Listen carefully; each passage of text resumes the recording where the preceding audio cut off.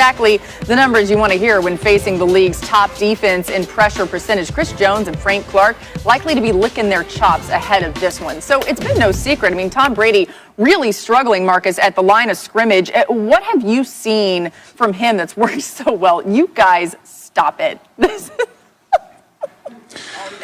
don't even have no mic. Listen, this is about the line of scrimmage, and I know, RC, pick your mic up, pick your mic back up, RC. But this is about the line of scrimmage, okay? And I know we've had conversations about BA and Byron Leftwich and Tom Brady, how bad he is against the rush. But this is really, truly about this offensive line and being able to protect Tom Brady, and also on the other side being able to create pressure. If you look at the Rams here, look, this is what we lauded Tampa with. Confusion, everybody looking, eyes bad. Look at the rush. This is what we talked about being a definitive advantage for this football team. Now flip it to the other side. Look what the Rams were able to do. We talk about these interceptions, but this type of stuff impacts how quarterbacks perform throughout the duration of a game. You won't think that that's on Tom Brady's mind as this game goes along. Look at what this is doing to him. So listen,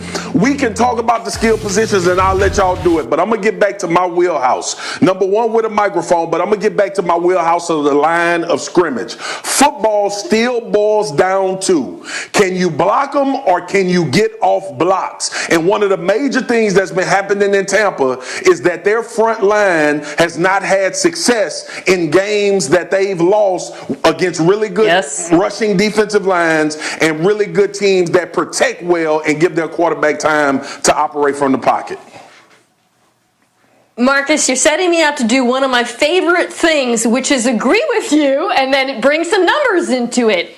Ever since Ali Marpet, the Bucs guard, went out with an injury, they have dropped precipitously in pass block win rate, which is ESPN's way of measuring offensive line play. Since week 7, they've ranked since week 9, they've ranked 23rd. Okay, this is a line that was protecting Tom Brady extremely well during the beginning of the season, and it's very obvious at this point in the year, Tom Brady doesn't play well when he's under pressure. It's as simple as that. Now, the Chiefs struggled to get much of a pass rush going against a pretty good Raiders offensive line last week. So to me, that is the key to this game. It's the matchup to watch. It's all about that offensive line versus the Chiefs pass rush, because whoever comes out on top is going to be who wins the game.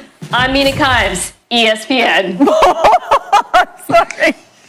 I wasn't expecting. Well, it's my turn to talk, and I'm the only one that got a real microphone, so that's that. And on the other side of it, somebody better get the microphone away from Bruce Arians, because if he starts to talk again after the Kansas City and the Tampa Bay Buccaneers game, you know what he might be saying? He might be saying that the quarterback on the other side is better than the quarterback that I now have was ever or had ever been, because Patrick Mahomes is that good. And when we watch this team, the Tampa Bay Buccaneers, get right the week after losses, it was the Carolina Panthers. And the other week, it was the Green Bay Packers when the Tampa Bay Buccaneers defense played extremely well. So we need to see Tom Brady come out and play well. We need to see him do well against a team that doesn't necessarily pressure the quarterback. But on the other side of it, that doesn't mean you're going to win.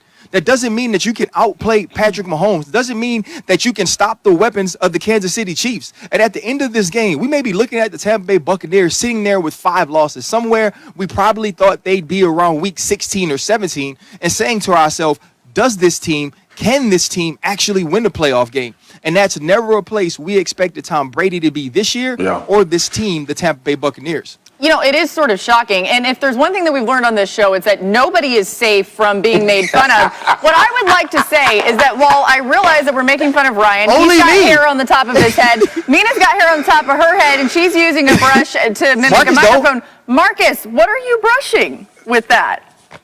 With that thing that you and that's supposed to be your friend, L Boogie. I have a little hair. I have a little hair, and the good just brushed the sides. What you do with a little shows me what you'll do with a lot. I try to take care of my little that I have, so he can give me some more hair at some point as this career. Marcus, your hair is great. Time for one more thing before we go, and for that, we're going to send it right to Marcus Spears once again, because he's got a great story to tell you about. Listen, I want to send a shout out to Sarah Fuller. She's about to be the first female kicker at Vanderbilt University at a Power 5 school. This is groundbreaking, legendary, historic. She will be out there with the Vanderbilt Commodores. Shout out to my man Derek Mason for doing this and giving her a real shot at being the kicker for his football team. And based on every report, she's really, really good at it and a part of the soccer team as well at Vanderbilt. So shout out to Sarah Fuller for breaking down barriers and also Vanderbilt for this opportunity being presented. November 27th is always an extremely tough day in my household. Sean Taylor was one of my closest friends. I believe if it wasn't for him, I never get to be a starter in this league because he was so amazing, so great that they just needed a dude that could just stand next to him. 13 years ago, I sat on my steps crying and I told my son Jordan what happened to his Uncle Sean. Fast forward to this week, Jordan gets his first tattoo, and it says S. forever, because that's what we call Sean. And so for us, this is a very important day. This is a day we like to remember him. This is the day I want everybody around the football world, around the world, to know how great of a person he was, but he was a better player, a better man, and a better father. Thank y'all. Well, you said it, Laura. It's huge because they get the bye. Right now they are in pole position, and it does come down to these next few games when Drew Brees is out. Look, yesterday I had pumpkin pie. On Sunday, I had to have some humble pie. And so did everyone else on this show watching Taysom Hill, because he was much better than pretty much anyone expected, honestly. He wasn't Steve Young, yeah, but he wasn't Steve Old either. He looked like an NFL quarterback.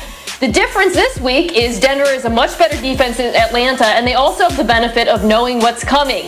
If it's anything like last week's game plan, it's going to be a lot of play action to Michael Thomas. Now, Denver, again, without being surprised like Atlanta was, they might be more likely to stop that. So my question is going to be, is Sean Payton going to adjust the game plan? Will they benefit from surprise again? Because this is a huge game for New Orleans. Yeah, what's your counterpunch? When someone hits you in the mouth, what's going to be your next step? What are you going to do? And that's what we have to see from Taysom Hill. It was a very easy game plan last week against the Atlanta Falcons. The Atlanta Falcons were in limbo. They had no idea how Taysom Hill would be used. Shoot, neither did I. I wasn't ready for that. I had to eat that humble pie. I said myself, he looked extremely quarterbacking the New Orleans Saints. And so now, what's the step on defense to stop him? And when they do that, what does Sean Payton come up or devise in order to help Taysom Hill continue to succeed? And I'm excited to see that this week against who is a very good defensive mind in Vic Fangio. Yeah, you know, Marcus, coming into the season, a lot of people thought one of the reasons why the Saints would be a Super Bowl contender had to do with their defense. And then the defense didn't really look like we expected them to look, but things have gotten better of late. What's your thought on this Saints D and how that can even help Taysom? Yes, El, I know we like talking about the young, muscular lad from Brigham Young and Taysom Hill, but the real story here with the New Orleans Saints is the defense over the past few weeks. He's young, RC. We old. We have to accept it. You and I are old now. He's young. He was born in the 90s, okay? Listen, this is the thing, though. Like, we look at the New Orleans Saints and we understand that Sean Payton is a guru and he can matriculate and do things offensively and kind of cover up some of those weaknesses. This defense is becoming what Mina thought they would be, because I got to shout out and give a credit about this secondary, and then up front they're starting to get after the passer. Trey Hendricks is a part of he's league leading in sacks. We see Cam Jordan starting to come on because people can't focus on him. This defensive line is starting to control games. Y'all, look, for as much as we killed the Tampa Bay Buccaneers about that game, the Bucs only scored 3 points. That had a lot to do with that New Orleans Saints defense. And now you get into the point of the season where you look at the Saints offensively and say, okay, when they get Drew back, they can pretty much match everybody offensively. Now, if this defense keeps continuing to build and roll, we might be talking about the Saints being back in that Super Bowl conversation with the young, muscular lad from Brigham Young. Hey, listen, the only people who are old on this show That boy ain't taking nobody to no Super Bowl. Wait, what? What, Ryan? Not him. I'm just saying he's going to be a part of it, RC. My bad. Well, I mean, young muscular lad. either way, Stop being so damn mean. well, it's because he has a microphone. All right, anyway, our game picks look like this. We're all in the Saints, so apparently we're all believing in that young muscular lad.